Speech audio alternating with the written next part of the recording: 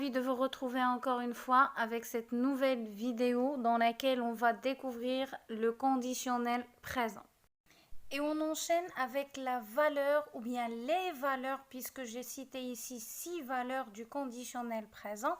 La première, c'est le futur dans le passé. Ça veut dire que le conditionnel présent permet de situer une action future dans un récit rédigé au passé. Je suis en train de relater une histoire ou bien un fait qui se rapporte à un passé très lointain, et pour désigner le futur de ce passé-là, je vais utiliser le conditionnel présent. C'est pourquoi on dit que le conditionnel présent, dans un récit bien sûr, il a la valeur d'un temps de l'indicatif. Je pensais qu'il m'avertirait dès qu'il serait rentré. Le verbe avertir ici est conjugué au conditionnel présent et il accompagne un autre verbe conjugué à l'imparfait, c'est le verbe penser. Le conditionnel en général, que ce soit le conditionnel présent ou bien le conditionnel passé, peut aussi exprimer un fait soumis à une condition. Et cette condition est souvent introduite par si. Elle peut aussi être introduite par au cas où. Mais quand est-ce qu'on utilise le conditionnel présent et non pas le conditionnel passé?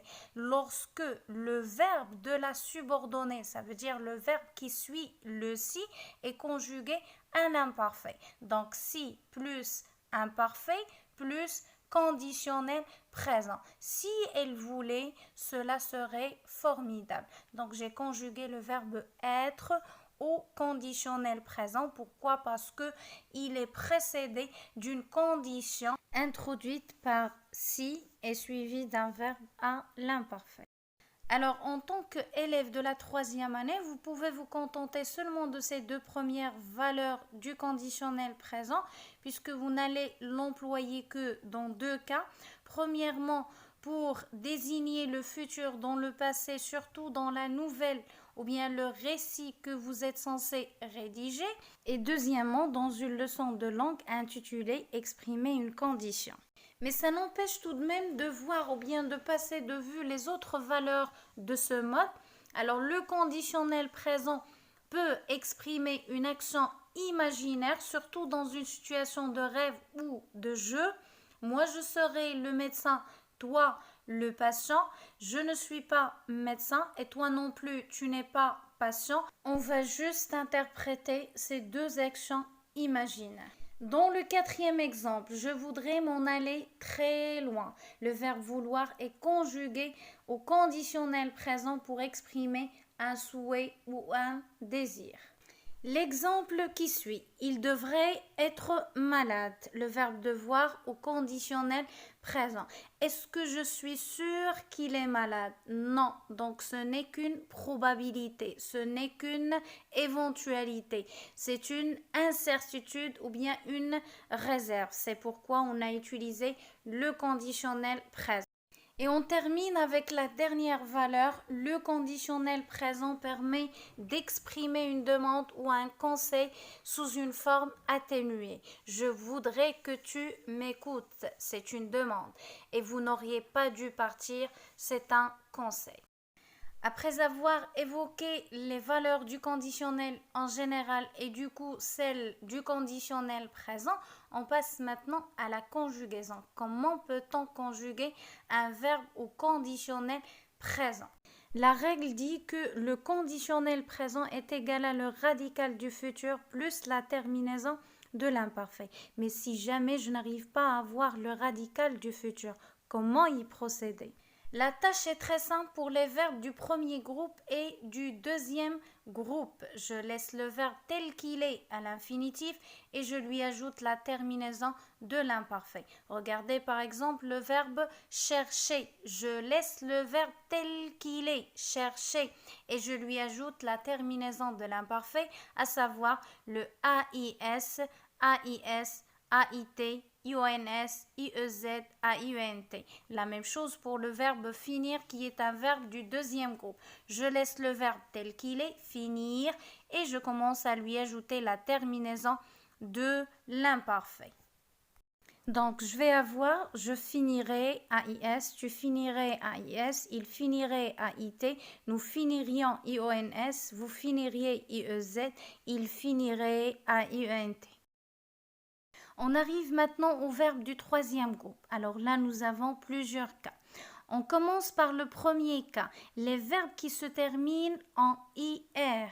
Et pour la majorité, je dis bien la majorité, je garde le verbe tel qu'il est à l'infinitif et je commence à lui ajouter la terminaison de l'imparfait. C'est le cas du verbe partir ou encore du verbe sortir. Je dirais, je partirai, tu partirais, il partirait, nous partirions, vous partiriez, il partirait. Alors pour le deuxième cas, il concerne les verbes qui se terminent en RE, comme le verbe vendre ou encore le verbe rendre, descendre, prendre, mettre. Alors pour ces verbes-là, qu'est-ce que je fais? J'enlève ou bien je supprime tout simplement le E, juste le E, et je commence à ajouter au radical la terminaison de l'imparfait. Je vendrai, tu vendrais, il vendrait, nous vendrions, vous vendriez, il vendrait.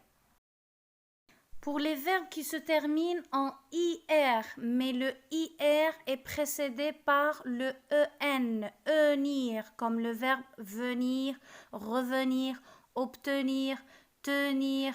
Donc pour ces verbes-là, je supprime le ENIR, je le remplace par IENDR et je commence à ajouter la terminaison de l'imparfait. Voici maintenant une liste des verbes irréguliers qui n'obéissent à aucune des règles précitées. On commence par les verbes auxiliaires être et avoir. Je dirais je serai, tu serais, il serait, nous serions, vous seriez, il serait. Pour le verbe avoir, j'aurais, tu aurais, il aurait, nous aurions, vous auriez, ils auraient. Et pour le verbe aller, j'irai, tu irais, il irait, nous irions, vous iriez, ils iraient. Une deuxième liste des verbes irréguliers les plus courants et les plus utilisés. Et on commence par le verbe envoyer qui est un verbe du premier groupe et malgré ça, son radical a changé. J'enverrai avec double R. Le verbe courir aussi, c'est un verbe du troisième groupe. Il se termine en IR et malgré ça, j'ai pas gardé le verbe tel qu'il est à l'infinitif et j'ai commencé à ajouter la terminaison de l'imparfait. Son radical a changé aussi et j'ai ajouté un R. Le verbe mourir, la même chose. Il y a le R qui se double. Le verbe faire, je ferai. Donc il y a le AI qui se transforme en E. Le verbe pouvoir, je pourrai avec double R. Le verbe voir, je verrai. Le verbe devoir, je devrai. Et le verbe falloir, il faudrait.